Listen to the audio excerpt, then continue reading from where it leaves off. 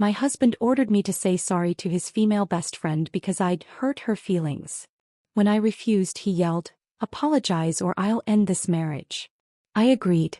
I went to her home, looked straight into her eyes, and in front of her husband I said something that made them both realize why women like me never bend when it comes to truth. It happened during what was supposed to be a simple Friday night dinner with our neighbors. The kind where conversation drifts between weather complaints and grocery prices. The kitchen smelled of baked chicken and rosemary. The ceiling fan ticked softly.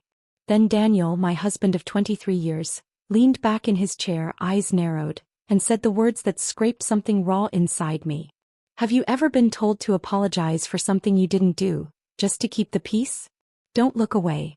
This story will remind you why silence can be the strongest form of revenge. Maybe you should apologize to Natalie for that comment earlier." The room went still. Forks hovered. Natalie, the best friend, sat across from me, cheeks pink, a small smile playing on her lips like she already knew he'd come to her defense. I tried to keep my voice calm. "For what exactly?" I asked. Daniel's tone sharpened. "You embarrassed her. You know how sensitive she is." I saw Susan and her husband glance at each other, pretending to check their plates. The air thickened. Even the dog hiding under the table stopped chewing on his toy. I forced a polite smile. "If being honest about forgetting the wine means I hurt feelings, then sure, I'll keep that in mind next time." But Daniel wasn't done. "That's not an apology," he said louder this time. His voice carried across the open window to the porch where someone was smoking. "You owe her one." I stared at him, the man who once defended me against every slight, now siding with a woman who'd been hovering too close for months. Natalie touched his arm, murmuring, "It's fine, Daniel." He looked down at her hand before turning back to me. "Say it," he ordered softly. "Apologize." The laughter that followed wasn't mine. It came from Natalie, light, nervous, but triumphant. I set down my fork carefully, afraid the metal would tremble in my hand. "You're right," I said finally. "It is fine." I pushed back my chair. "I think dinner's over." No one moved as I gathered plates and carried them to the sink. My reflection in the kitchen window looked calm, almost detached, but inside something cracked. A soundless split I could feel more than hear. The ride home was quiet except for the rhythmic thud of the windshield wipers. Rain had started to fall, soft and steady. Daniel kept his eyes on the road, jaw clenched. "You made it awkward for everyone," he said at last. "You could have just said sorry."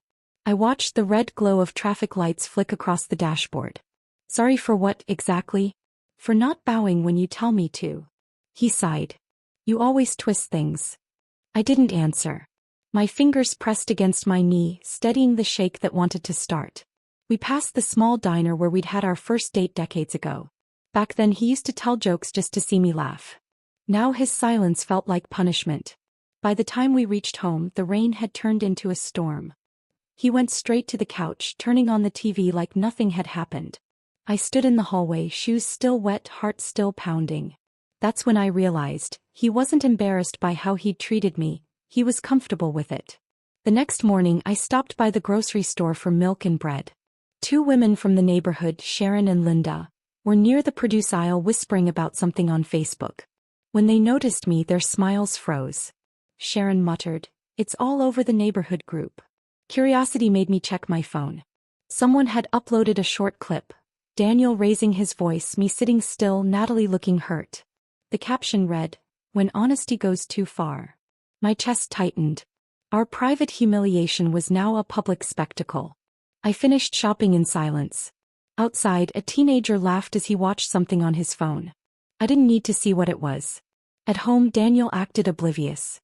He poured coffee, scrolled through messages and said, "You're taking this too seriously." I wanted to ask who filmed it, who shared it, but what would that change? He wasn't interested in truth, only appearances. He reached out, touching my arm lightly. "I didn't mean to raise my voice," he said. "I just wanted to calm things down." "By shouting at your wife?" I asked quietly. His hand dropped. "You always make everything dramatic." That word, dramatic, landed like a verdict. He turned back to his phone, probably waiting for a message from Natalie about how crazy I'd looked. The coffee smelled bitter. So did everything else. That afternoon I sat on the porch while the rain eased into drizzle. Across the street, Mrs. Hendricks watered her garden in her pink robe, pretending not to look my way. The world felt smaller, like every window in the neighborhood hid someone watching, judging, gossiping. Inside, Daniel laughed at something on his screen. I couldn't remember the last time he'd laughed at something I said. I closed my eyes, letting the sound of dripping gutters drown the noise inside me. I thought of our early years. Cheap apartments, shared pizzas, late-night drives just to feel the wind. We'd promised to grow old as friends. Somewhere between promotion dinners and work friends, that promise got buried. That night I couldn't sleep. Around 2 a.m. I heard Daniel's phone buzz again and again. The blue light lit up the ceiling. I turned my face toward the wall, pretending to sleep, but every vibration carved a deeper groove into the silence.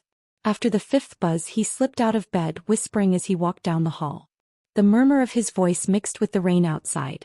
I couldn't make out words, only tone. Soft, familiar. The kind you use when you want someone to feel safe. When he returned, I kept my eyes closed. He lay beside me, smelling faintly of cologne he hadn't worn in months. My breath slowed until it matched his.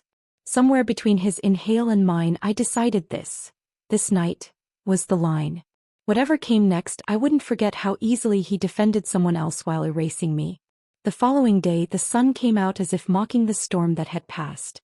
Daniel left early, claiming he had an extra meeting.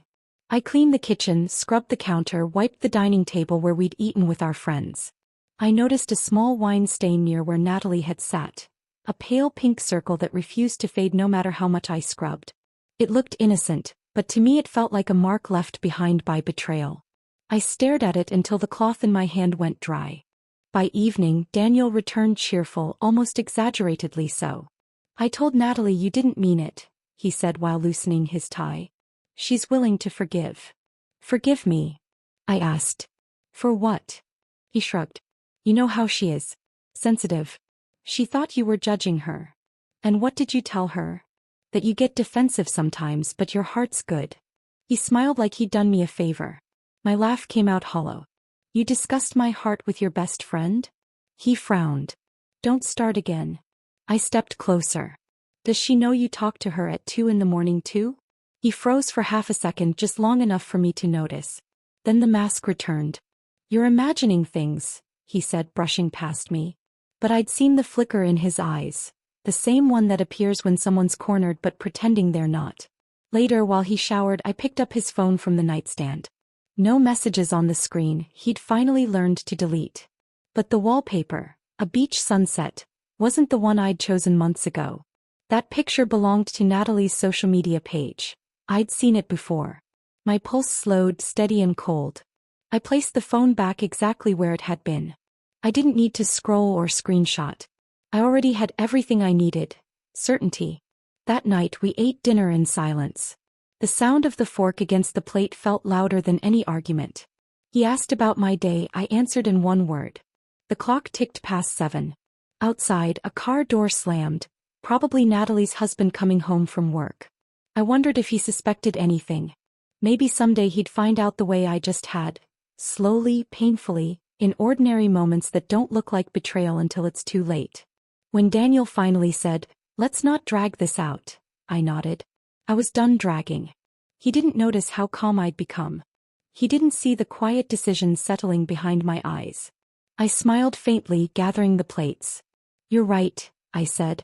"It's over." He looked confused. "What's over?" "Dinner," I replied. But inside I knew it was more than that. Something had ended long before the dishes hit the sink. Something that wouldn't come back. I felt it in my chest, in the stillness that followed, in the sound of rain starting again outside. As I stood there rinsing plates, the porch light flickered on. The reflection in the window showed a woman I barely recognized. Tired, yes, but no longer afraid. That was the night everything shifted. Not because he humiliated me, but because I finally stopped waiting for him to change. The next morning started like any other. Sunlight spilling through half-closed blinds, the faint smell of coffee, the creak of Daniel's shoes on the hardwood floor. On the surface, everything was normal. But the silence between us had changed. It wasn't the comfortable kind that comes with years of marriage. It was the kind that hums quietly, like a warning you can't unhear. He sat at the kitchen counter scrolling through his phone, smiling faintly. I cracked 2 eggs into the pan, listening to the sizzle. Coffee? I asked, my voice even. Already had some, he said, eyes never leaving the screen. The way he avoided looking at me told me everything I needed to know. I plated the eggs and toast, sat down across from him and watched him pretend that life was fine. How's work? I asked. Busy, he said. Lot going on. Same answer as always. The kind of small talk people use when they've run out of truth. I nodded and looked around the kitchen. The framed pictures, the little reminders of the life we'd built. Our wedding photo on the counter, a magnet from every road trip we'd taken. None of it matched the air in the room. It felt like living in a museum of something that once mattered. He finished eating, rinsed his plate and said, I'll be home late tonight. Don't wait up. Of course not, I thought. You never come home early anymore. By evening I was sitting in the living room, pretending to watch television while the house ticked around me. I could tell the moment his car pulled into the driveway. He always parked a little too close to the fence. I waited for the sound of his key turning, but it never came. Through the window I saw him on the porch, phone pressed to his ear, laughing softly. I turned off the lights and stepped quietly toward the front window. His face glowed faintly from the screen, relaxed in a way I hadn't seen in months. You always know what to say, I heard him whisper before he caught himself and looked around. He ended the call, pocketed the phone and came inside. I was already back on the couch, pretending to scroll through a recipe blog. Working late? I asked casually. He froze for a fraction of a second, then nodded. Yeah. Just checking in on a client. I smiled, not with warmth, but with the kind of calm that comes after certainty. Clients must love you, I said. He chuckled. They do. I didn't look up. I didn't need to. That was the moment I realized we weren't just drifting apart.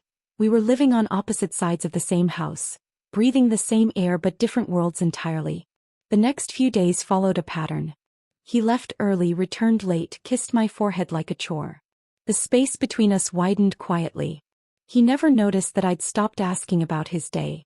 One afternoon, while cleaning the bedroom, I found his spare phone charger tucked under the pillow on his side.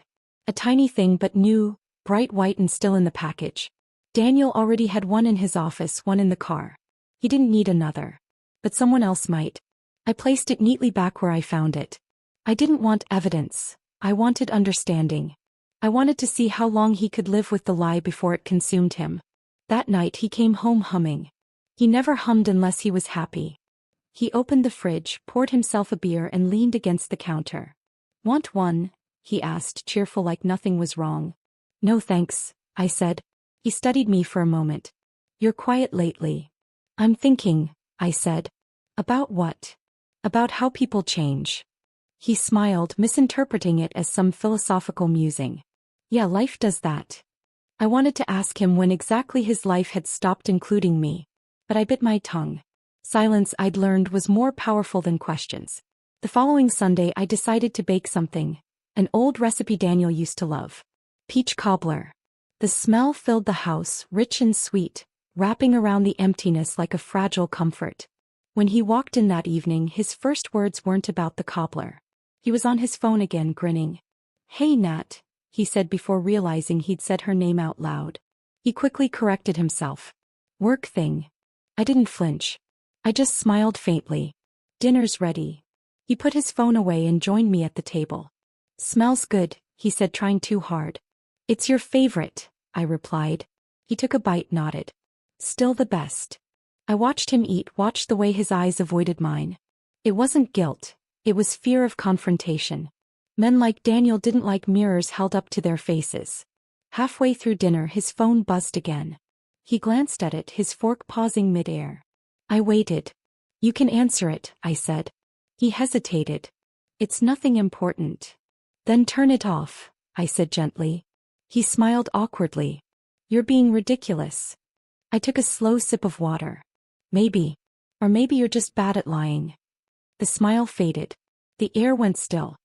He muttered something about tension and got up from the table, leaving his half-eaten dinner behind. Later that night I stepped onto the porch. The moonlight was soft, quiet. Across the street the neighbors' kids were chasing lightning bugs, laughing. Their innocence made me ache. I leaned on the railing, listening to the faint hum of crickets, thinking about how far we'd fallen. Daniel used to sit out here with me after long days talking about everything and nothing. We'd count the stars, plan vacations we never took. Now the only sound that tied us together was the closing of the same front door. When he finally came out, it wasn't to sit beside me. He just said, "Lock up when you come in," and walked toward his car to fetch something. The taillights briefly painted the yard red before disappearing into the dark. I stood there a while longer, realizing that even our silence no longer connected us. It just built walls. That week I noticed new routines. He showered twice a day, changed his cologne, wore the blue shirt Natalie once complimented at that barbecue last summer. He'd always been careless about clothes before. Now he ironed his sleeves like he was preparing for someone else's gaze. I began keeping track, not to confront him but to understand the depth of his detachment. His small kindnesses disappeared first. No good morning texts, no refill of my coffee mug, no quick peck before leaving. Then came the emotional absences. The jokes that died in silence, the questions he stopped answering, the moments where his presence felt like an intrusion. One night as he brushed past me to grab his keys, he said, "Don't wait up. Meeting ran late last time." I nodded. "Drive safe." He paused, maybe expecting an argument. When I didn't give him one, he frowned slightly, almost disappointed. "You're different lately," he said. "Maybe I'm finally seeing things clearly," I replied. He didn't ask what that meant. He just left. Hours later, I sat by the living room window watching headlights flash across the street. Around midnight, I saw his car pull up. He got out slowly, glanced around, and adjusted his jacket. When he entered the house, I pretended to sleep on the couch. He stopped at the doorway, staring at me for a long moment, maybe wondering if I'd noticed how late it was. Then he whispered softly, "Good night," but the words weren't for me. His tone had that same softness he used on the phone, the one I'd heard before. After he went to bed, I stayed up, staring at the ceiling until the first hint of dawn. My chest felt tight, not from anger but from the realization that love, when neglected long enough, doesn't die with explosions.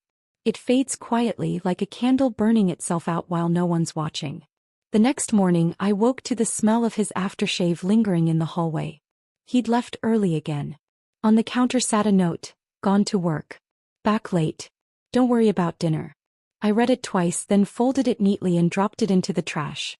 I made myself coffee, stood by the window, and watched the world outside begin its ordinary day.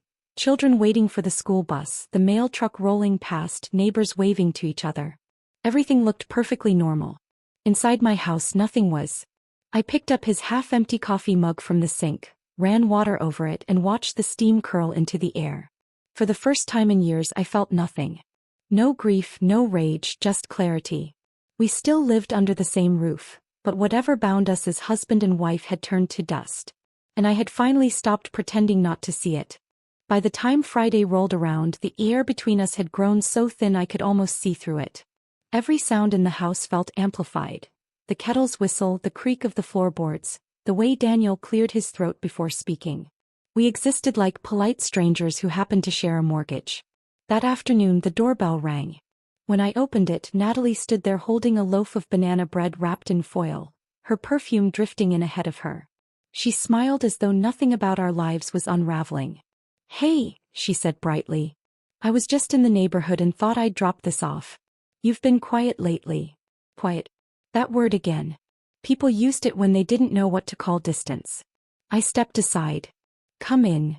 She walked in like she owned the air around her, scanning the living room with those sharp, assessing eyes. "Your place always feels so cozy," she said, running a hand over the mantel where our wedding photo Saturday. "I can't believe you and Daniel have been together so long. He's such a loyal guy." Loyal. The word nearly made me laugh. I poured her coffee, watched the steam curl between us like smoke before a fire. She talked about her garden, her husband Chris, her job. Every sentence sounded rehearsed, practiced to sound normal.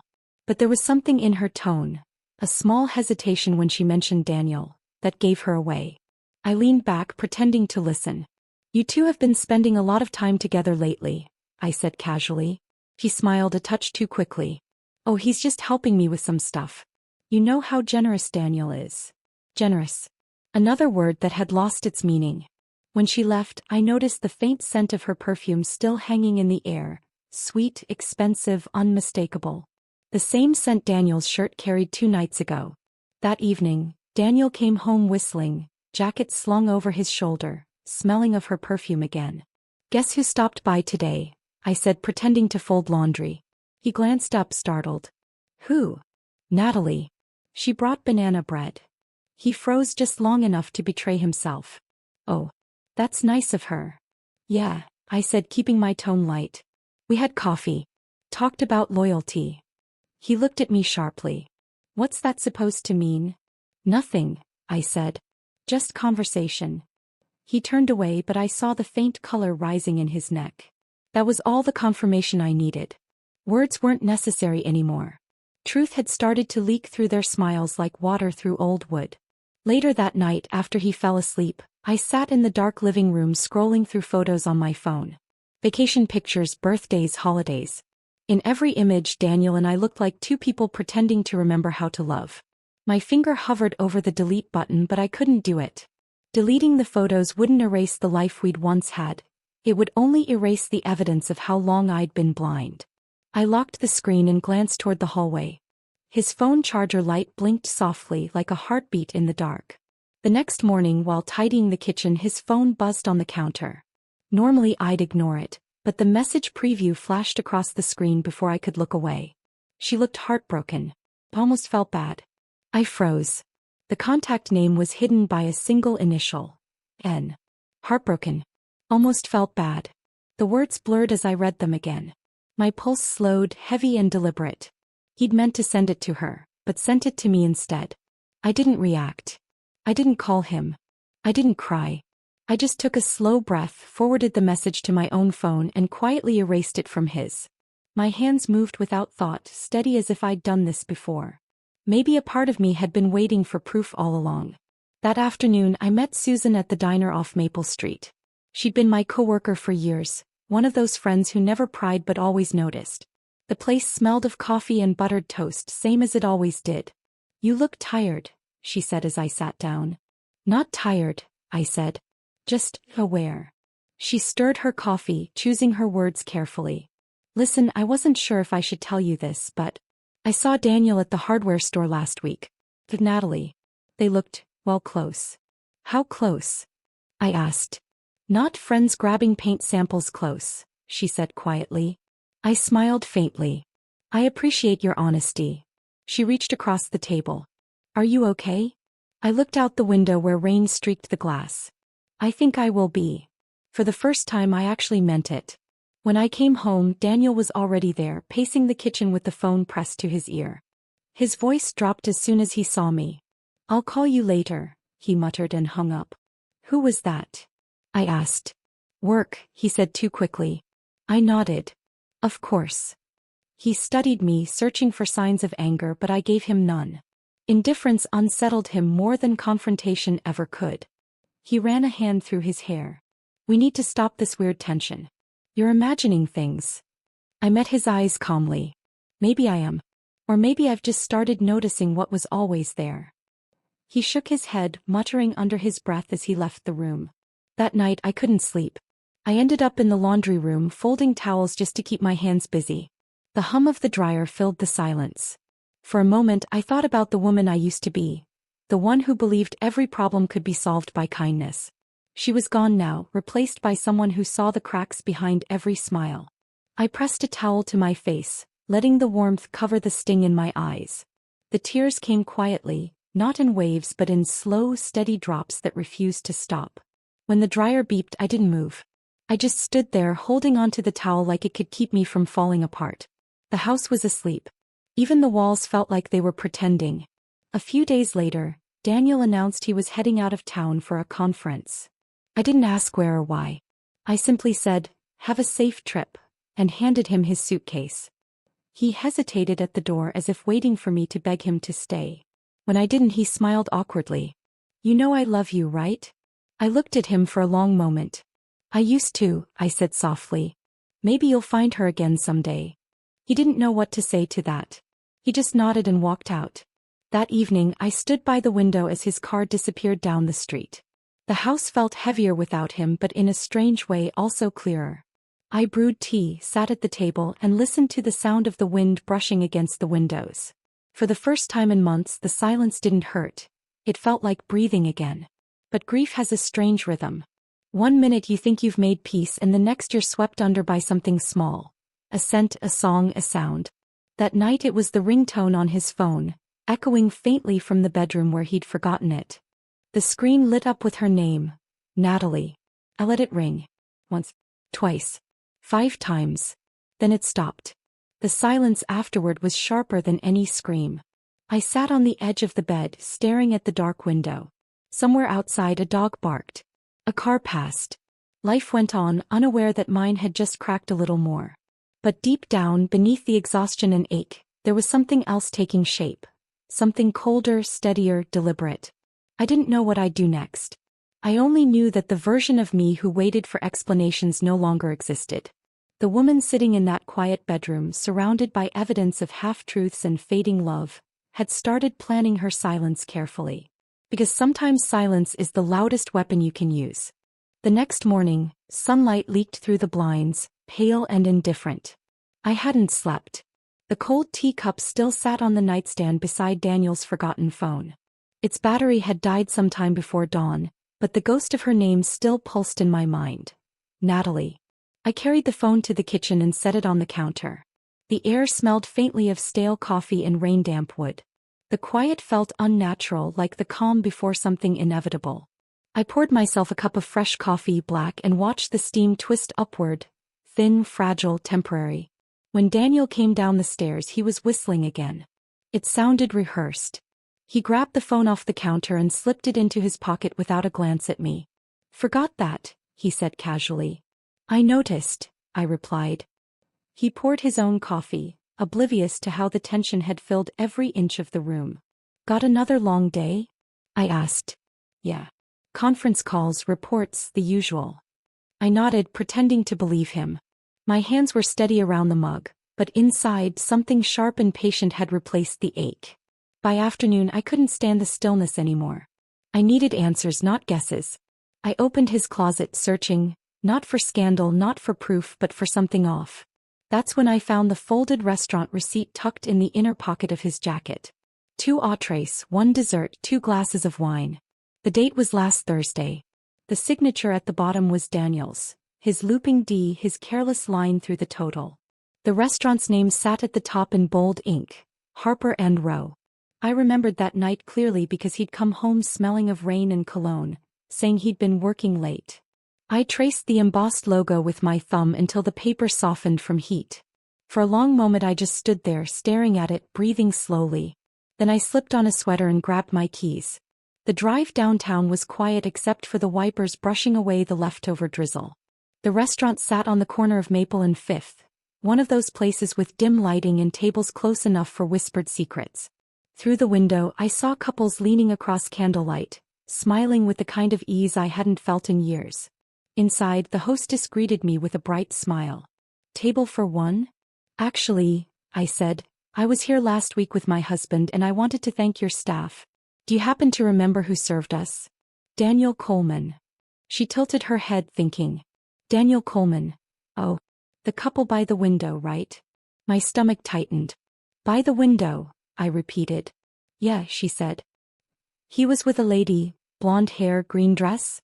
They ordered the creme brulee to share. Super sweet couple." I smiled faintly, though my throat burned. "That's them," I said quietly. "Thank you." As I walked out, the hostess called after me, "Tell them to come back soon." I didn't turn around. Back in the car, I sat still for a long time, fingers gripping the steering wheel until my knuckles whitened. The city hummed around me, oblivious. Every horn, every laugh from passing strangers felt like static. I wasn't surprised anymore. I was just awake. A part of me wanted to drive home and confront him, to throw the receipt on the table and watch the lies collapse. But another part, the calmer, colder part, knew that timing mattered. Confrontation ends things. I wasn't ready to end them yet. Not until I understood how deep the betrayal ran. I started the car and drove not home but to the lake. The same lake where we used to walk on Sunday mornings when life was simpler. The benches were slick with rain, the air thick with the smell of wet earth. I sat there watching ducks glide across the gray water. He used to hold my hand here. Now all I held was evidence. When I finally returned home, Daniel was in the garage tinkering with his toolbox. He looked up when I entered. "You've been out," he said. "Needed air," I replied. He nodded, suspicious but too proud to ask where I'd gone. I leaned against the doorway studying him, the way he avoided eye contact, the way guilt made people overcompensate with calm. "Busy day?" I asked. He shrugged. "Just paperwork." I smiled softly. "You always did like restaurants with paperwork." He frowned. "What's that supposed to mean?" "Nothing," I said, turning away. "Just conversation." The echo of his earlier words tasted bitter now. That evening I made dinner. Simple pasta and garlic bread, his favorite comfort meal. When he walked in and saw it on the table, he smiled like everything was fine. "Trying to spoil me?" he asked playfully. "Something like that." He sat down, reached for the bread and said between bites, "You know, you've been tense lately. Maybe we should get away for a weekend. Clear the air." I met his eyes across the table. "A weekend sounds lovely," I said. "Just you and me. No distractions." He nodded, looking relieved. "Exactly." Inside I noted the irony, how easily liars wanted vacations when their truths began to suffocate them. After dinner, while he showered, I went to his briefcase. It wasn't locked. Inside were reports, a notepad and a small envelope sealed with a hotel logo, same chain near Harper and Row. I slipped it open. A printed confirmation stared back. 2 nights, double occupancy. My pulse stayed steady. There was no shock left in me, only understanding. I slid the paper back into the envelope, placed it exactly as I'd found it and closed the case. When he came out of the shower, he looked fresh, relaxed, unaware. "You okay?" he asked, towel around his neck. "Fine," I said. "Just tired." He kissed my forehead, and for the first time in our marriage I didn't feel anything. Not warmth, not hatred, nothing. Just a hollow quiet where love used to live. Over the next few days I watched him closely. Patterns reveal more than confessions ever could. Thursday nights were always late meetings. Sunday mornings, extra errands. His voice softened whenever he said her name, even if it was hidden inside a joke. One afternoon as he left the house, I followed at a distance. He drove to the same coffee shop downtown, parked 2 blocks away and walked inside. Through the rain-streaked window I saw her waiting. She smiled when she saw him. He reached across the table and touched her hand like it was the most natural thing in the world. I didn't cry. I just watched until the coffee cooled in front of them, until I'd seen enough to know what love looks like when it doesn't belong to you anymore. When he finally left, I drove home slowly, the world around me turning soft and blurry. That night, I stood at the kitchen sink, washing dishes while the television murmured from the living room. He was home, flipping through channels, pretending to care about a game. The air smelled of dish soap and lemon. I let the water run over my hands until it went cold. He looked over his shoulder. "You okay?" I turned off the faucet. "Do you ever think about honesty, Daniel?" He raised an eyebrow. "Honesty?" "Yes," I said. "What it costs to keep it, what it costs to lose it." He smirked. "You sound like one of those talk shows you hate." "Maybe," I said softly. "Or maybe I just stopped pretending we're fine." He frowned, unsure how to respond. "You're making things complicated." I dried my hands and faced him fully. "No. I'm finally seeing them clearly." He stood uneasy. "I'm heading to bed." "Of course," I said. "You must be tired from all those meetings." He hesitated at the stairs, sensing the weight behind my words but not brave enough to ask. When the light upstairs flicked off, I sat alone at the table, the hum of the refrigerator filling the silence. On the counter beside me lay the restaurant receipt, folded neatly, its ink slightly smudged from the rain. Piece by piece the truth had stopped hiding. The receipt sat on the table long after the dishes were cleared, a small square of truth folded between 2 lies. I stared at it until the words blurred, then tucked it into my journal, pressing it flat between pages that used to hold grocery lists and weekend plans. Those pages didn't belong to me anymore. When Daniel came downstairs the next morning, he looked rested, confident. "Morning," he said like everything was normal. I poured coffee and handed him his mug. "I was thinking," I said quietly. He glanced at me warily. "About what?" "About making peace." He raised an eyebrow. "Peace. Yes, I said, stirring my cup. You've been stressed, I've been distant. Maybe we should invite Natalie and Chris over for dinner. Clear the air. For a moment he said nothing. His hand froze midair, mug halfway to his lips. Then he laughed softly. You're serious? Of course, I said. We're adults. We can talk like adults. He studied my face, searching for mockery, but I kept my expression calm, soft, almost pleasant. All right, he said at last, setting the mug down. If that's what you want. It is, I said. Friday night. He hesitated, then nodded. Friday's fine. I smiled. I'll handle everything. He smiled back, relieved. He thought I was trying to fix us. The days leading up to Friday felt oddly peaceful. He whistled while shaving again, sent me casual texts during the day. Small things like, do you need milk? Or should I grab takeout? If I hadn't known better, I might have believed the act. I spent Thursday cleaning the house, rearranging furniture, setting the table to see which angle caught the best evening light.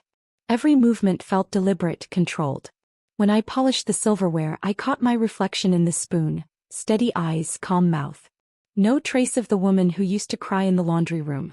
By evening, I started planning the menu: roast chicken with lemon, mashed potatoes, and Daniel's favorite, pecan pie. Comfort food. The kind that softens people, makes them talk. When Daniel came home, I asked him to pick a wine. He chose the same bottle we'd served the night of the argument, the night he humiliated me in front of her. Poetic symmetry, I thought. The next morning, I drove to the market early. The sky was gray, heavy with the threat of rain. Inside, the smell of fresh bread and spices filled the aisles. I picked vegetables, spices, candles. Everything had to look perfect. At the checkout, the cashier, a young woman with tired eyes, smiled at me. Big dinner. Yes, I said. Just a few friends. She laughed lightly. Friends are funny. Sometimes they forget what the word means. Her words lingered in my head as I drove home. That afternoon I called Chris, Natalie's husband. I'd met him a few times at neighborhood gatherings. Quiet man, polite, often overshadowed by Natalie's brightness. When he answered, his voice sounded cautious. Hi Chris. It's Megan, I said. Oh hi, he replied after a pause. Everything all right? Yes, just wanted to invite you and Natalie for dinner tomorrow. Daniel and I thought it would be nice to catch up. He hesitated long enough for me to hear the sound of uncertainty through the phone. Dinner. Yes. 6 o'clock. Nothing fancy. Sure, he said finally. I'll let Natalie know. Please do, I said gently. I'd love to see you both. When we hung up, I stood for a long time listening to the echo of my own voice. Calm, polite, unthreatening. It was almost scary how easy it had become to sound that way. That evening, Daniel was unusually affectionate. He came up behind me while I was chopping vegetables, kissed my shoulder and said, I'm glad you're doing this. Doing what? Trying, he said. Not everyone would. I turned, smiling faintly. You're right. Not everyone would. He took a sip of wine and left to check his emails. I watched him go, the rhythm of his footsteps fading into the next room. I'd spent years walking on eggshells around that sound. Tonight the floorboards belonged to me. Friday came cool and bright. I opened the curtains early to let the light in, lit candles that smelled of vanilla and cedar, and set the table with our best plates. Every detail mattered. The folded napkins, the polished glassware, the faint hum of soft jazz in the background. When Daniel came downstairs in a crisp blue shirt, I almost didn't recognize him. You look nice, I said. He grinned. I'm proud of you, you know. Taking the high road. The high road. If only he knew where it led. Around 5, I slipped into the bathroom and checked my reflection. Calm eyes, even breath.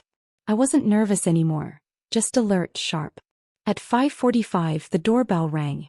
Natalie stood there in a cream-colored dress, her hair curled perfectly, a bottle of wine in her hand.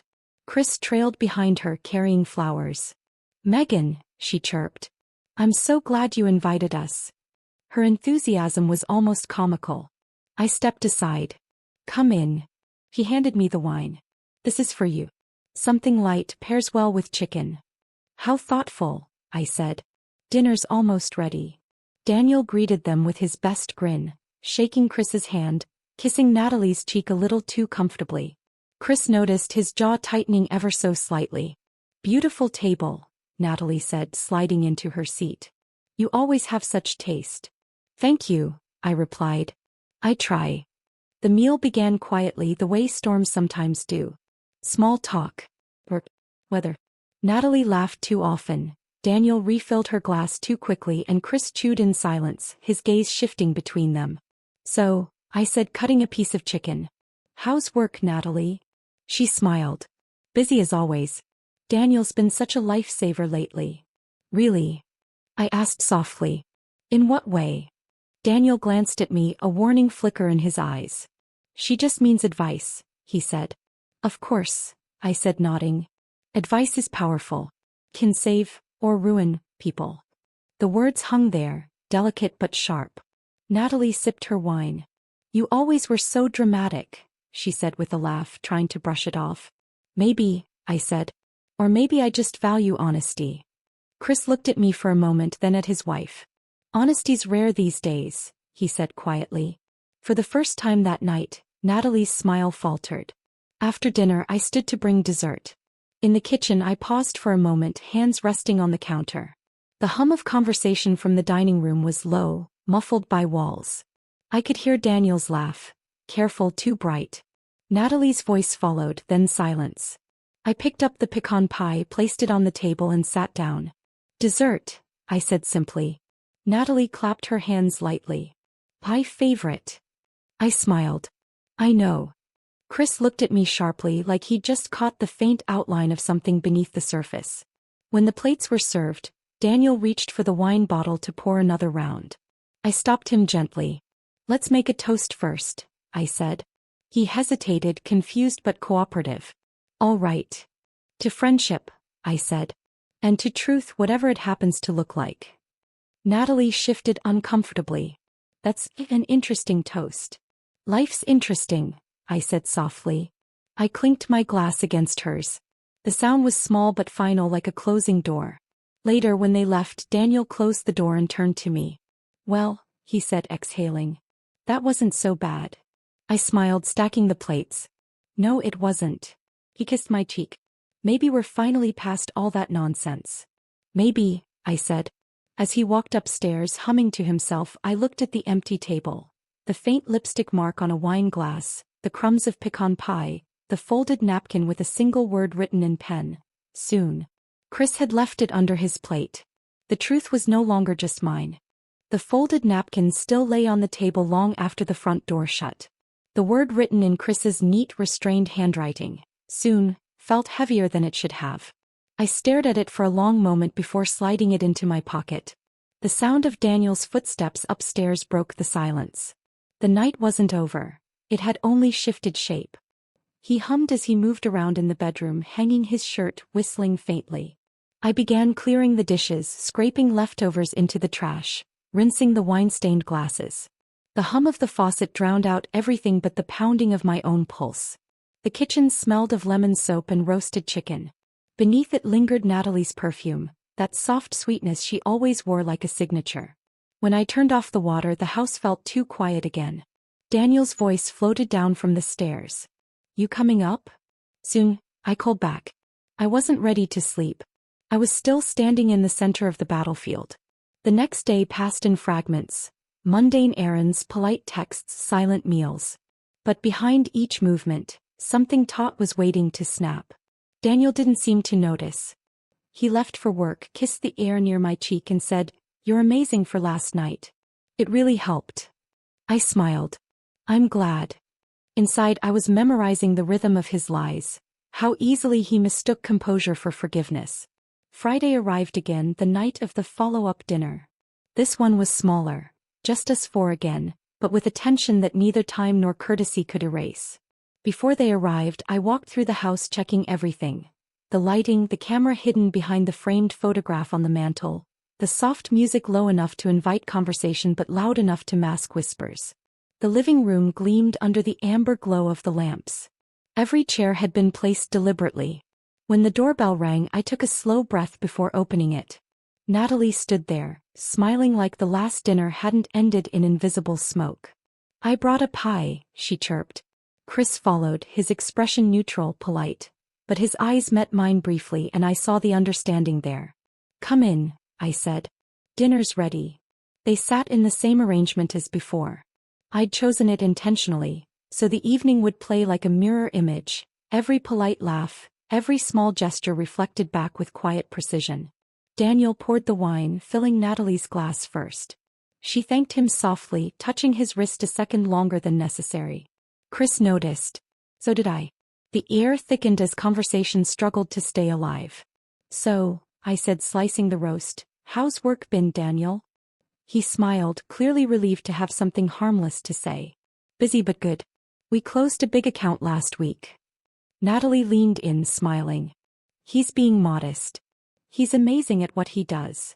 Chris's knife paused mid-cut. "You'd know?" he asked quietly. Natalie blinked. "What?" "You said it like you've seen him in action." She laughed nervously. "We talk sometimes. About work." Chris looked down again, the muscle in his jaw twitching. I served the food calmly, each plate landing gently in front of them, like evidence being presented in a trial. Daniel tried to shift the tone. "Megan made everything herself. She's a perfectionist." I smiled faintly. Some habits never die. We ate in uneasy silence for a while, forks scraping plates, glasses clinking faintly. The tension hummed just under the surface, waiting. At one point, Natalie reached for her napkin and accidentally brushed Daniel's hand. He laughed softly, too easily. I saw Chris's eyes lift again, this time colder. "So," I said, setting my glass down, "funny how people cross lines without realizing it." Daniel frowned. "What's that supposed to mean?" "Nothing," I said. "Just thinking out loud." But everyone knew it wasn't nothing. When the plates were cleared, I returned with dessert. A simple cake dusted with powdered sugar. As I set it down, Daniel said, "You're spoiling everyone again." "Maybe," I said, lighting a small candle in the center. "But I think tonight deserves something special." Natalie smiled uncertainly. "For what?" I met her eyes. "For truth. It's overdue." The candlelight flickered across their faces. Daniel's confusion, Natalie's nervous smile, Chris's stillness. From the mantel, my phone chimed softly, the prearranged cue. I walked to it slowly, picked it up and tapped the screen once. The music stopped. Then Daniel's voice filled the room, clear and unmistakable. "You always know how to make me forget everything. Even her." The recording played like a ghost stepping into the room. Natalie's fork clattered against the plate. Daniel's color drained instantly. Chris turned toward his wife, disbelief etched deep across his face. "You," he whispered. Natalie shook her head quickly. I don't know what this is." Daniel stood abruptly. "Megan, what the hell?" I looked up at him, calm and steady. "You said I should be honest. I'm just returning the favor." The silence that followed was deafening. Natalie's hands trembled as she reached for her glass. "This is twisted," she muttered. "Maybe," I said. "Or maybe it's just the truth without filters." Chris pushed his chair back. "How long, Natalie?" She started to speak, stopped, then covered her face with her hands. "It wasn't supposed to mean anything," she whispered. Daniel tried to step closer to me. "Megan, you're blowing this out of proportion." I met his eyes, unwavering. "You told another woman she makes you forget your wife. That's not proportion, that's confession." He exhaled sharply, his calm cracking for the first time. "You recorded me?" "Yes," I said quietly. "You taught me well. Never trust words without proof." Chris stood, chair scraping loudly across the floor. "I'm done." His voice was quiet but final. He turned toward Natalie. "You can find your own way home." "Chris, please." He didn't answer. He just walked out, the front door clicking shut behind him like a punctuation mark. Natalie stood frozen, then looked at Daniel as if he might defend her. But Daniel couldn't even defend himself. His mouth opened, closed, no sound coming out. I began gathering plates again, the clatter of porcelain filling the silence. "Megan," Daniel said finally, voice trembling with restrained anger, "do you feel better now?" I looked at him and smiled softly. "Not yet." He followed me into the kitchen, words tumbling out now. "You could have just talked to me. This was cruel." "Cruel," I repeated, turning to face him. "You brought her into my home. You let her sit at my table and called it friendship. And you think this is cruel? He ran a hand through his hair. You humiliated us. No, I said. You did that yourselves. He stared at me for a long time before whispering, I don't even recognize you anymore. I turned back to the sink, rinsing the plates under running water. Good, I said. Now we're even. When the last plate was washed, I turned off the tap. The quiet settled like dust. Natalie's car was gone. Chris's too. The house smelled of wine, sugar, and endings. Daniel sat at the table, shoulders slumped, eyes distant. For a moment I almost felt sorry for him. Almost. Then I remembered the countless nights I'd waited for him to come home, the silence I'd swallowed, the lies I'd mistaken for care. He looked up, voice barely above a whisper. Is there any way to fix this? I dried my hands slowly, folding the towel neatly. There was, I said. But you left it at a restaurant window table weeks ago. He didn't answer. He didn't have to. I walked past him toward the stairs, my steps soft against the floor. Behind me the candle flickered once, then went out. I didn't sleep that night. The clock's faint ticking marked every minute that passed between the silence and the occasional sound of Daniel pacing downstairs. The house smelled faintly of wine and candle wax, the air heavy with what couldn't be unsaid. From the bedroom window I could see the driveway, his car still parked, the faint outline of Natalie's tire tracks in the wet gravel. For a long while I just stood there, listening to the hum of the refrigerator and the muffled rustle of his restless movements below. By morning the rain had started again, soft, steady, cleansing. I came down the stairs to find him sitting at the table, head in his hands, wearing the same shirt from last night. The candle had burned down to a stub beside him, wax hardened like frost on the tablecloth. He looked up when he heard me. His eyes were bloodshot, his voice hoarse. You recorded me, he said quietly. I did.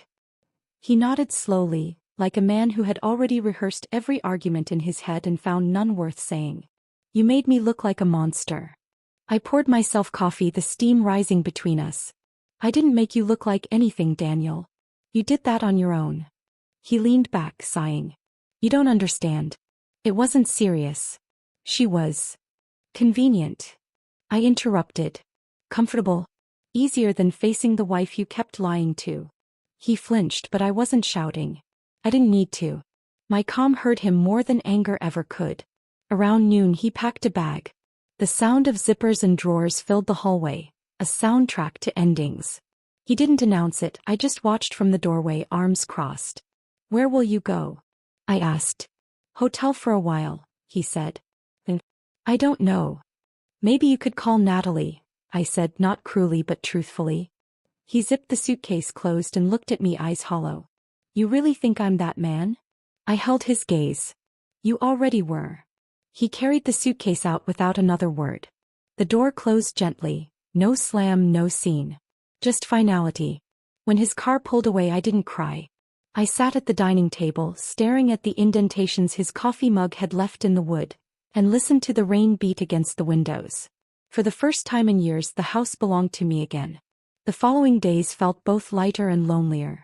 Neighbors walked by slower than usual, curious but pretending otherwise. The small-town rumor mill spun fast, but I didn't bother correcting anything. Let them talk. Truth had already spoken louder than gossip ever could. One afternoon while taking out the trash I saw Susan, the coworker who'd warned me, pull into the driveway. She rolled down her window, concern etched across her face. You okay? I'm fine, I said. Better than fine, actually. She hesitated. I heard things. You'll hear more, I said with a small smile. Just remember, half of it's probably true. She laughed softly, then grew serious. He didn't deserve you. Maybe not, I said, tying the trash bag. But I deserved to know. That evening I sat on the porch wrapped in a blanket, watching the last of the rain drip from the eaves. The sunset broke through the clouds, orange bleeding into gold. The air smelled of wet soil and fresh starts. For years I'd pictured peace as something quiet and distant, something you earn only after everything's over. But now I realized peace could exist right in the middle of the wreckage, sitting with a cup of tea while the world outside whispered your name through gossip. The front door creaked open. Daniel stood there hesitant. He'd come back, of course he had. His shoulders were slumped, his clothes damp from rain. "Can I come in?" he asked softly. I didn't move. "You're already inside." He stepped forward, water dripping from his hair onto the floor. "I wanted to talk." "About?" He exhaled slowly. "Everything." We sat across from each other at the kitchen table, the same spot where everything had unraveled. He kept his eyes on the mug in his hands, avoiding mine. "I thought I could fix it," he said finally. "That maybe if I ended things with her quietly, you'd never find out. So, I was supposed to live in your version of mercy?" He winced. "I didn't mean to hurt you. Intent doesn't erase impact, Daniel." He rubbed his temples. "You've changed." "I had to," I said simply. "The woman you kept lying to couldn't survive this. The one sitting here can."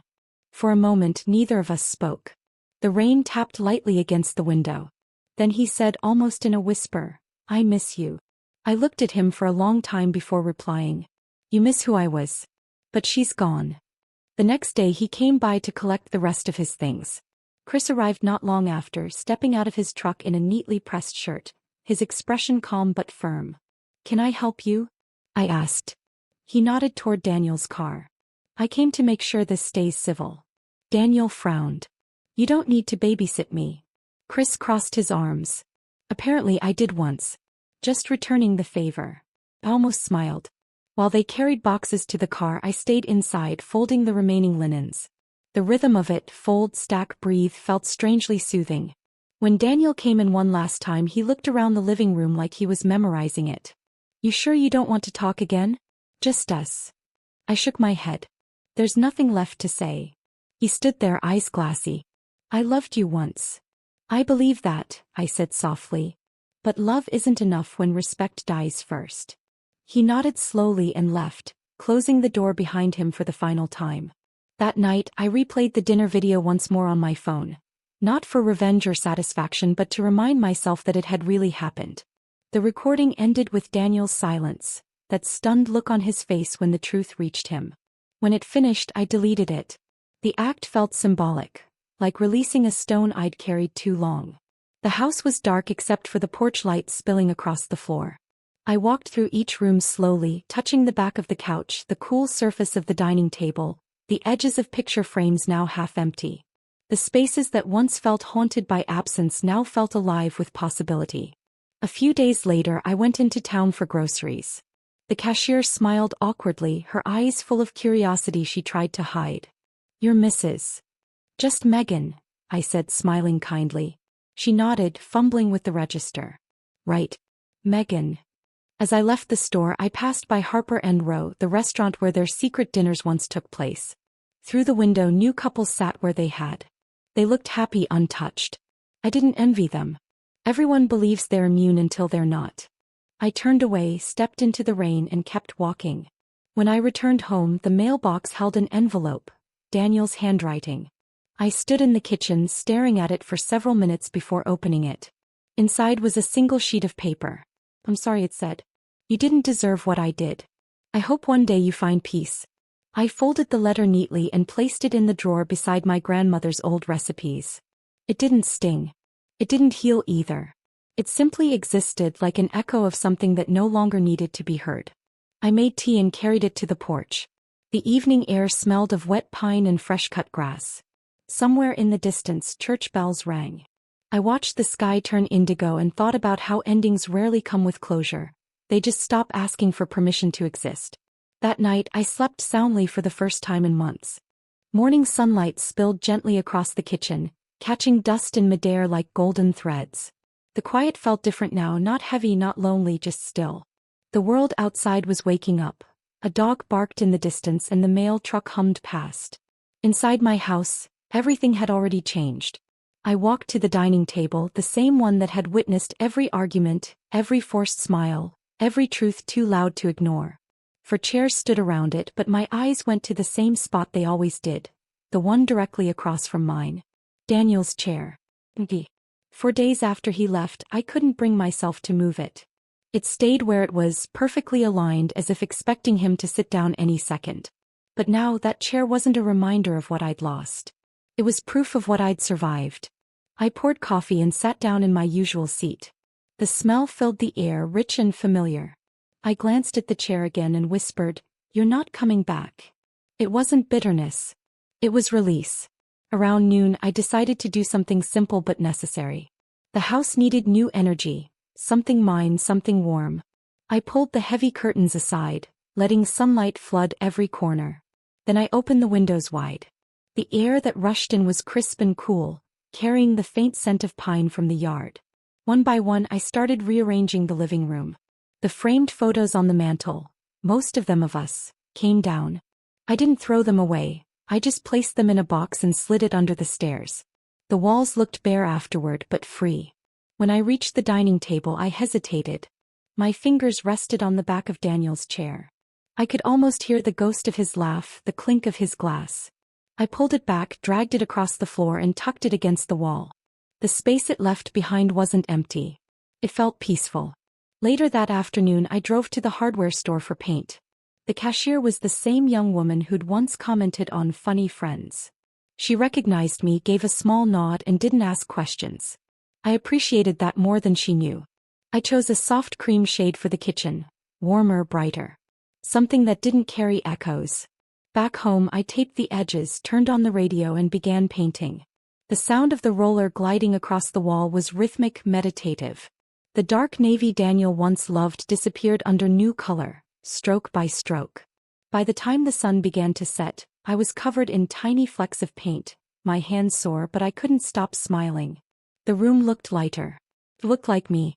That evening, as I was cleaning the brushes, there was a knock at the door. When I opened it, Chris stood there holding a casserole dish. "Peace offering," he said with a faint smile. I stepped aside. "You didn't have to." "Maybe not," he said, setting the dish on the counter, "but it's the least I can do. I think we both earned something warm after all that cold truth." We shared quiet laughter, the kind that comes from exhaustion more than humor. He looked around, noticing the paint. "You redecorated." "I needed to," I said. "Every wall in here was telling the wrong story." He nodded slowly. "I get that. I've been sleeping in the guest room for a week.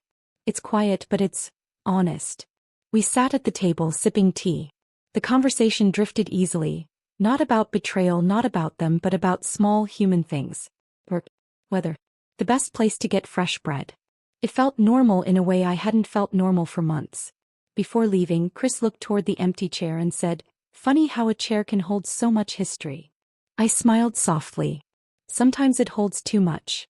After he left, I stood by the window watching his truck disappear down the road. The night air was cool, filled with the chirping of crickets. I thought of all the nights I'd waited for Daniel's car headlights to turn into the driveway. Waiting had been my second job. Now there was nothing to wait for, and somehow that felt like freedom.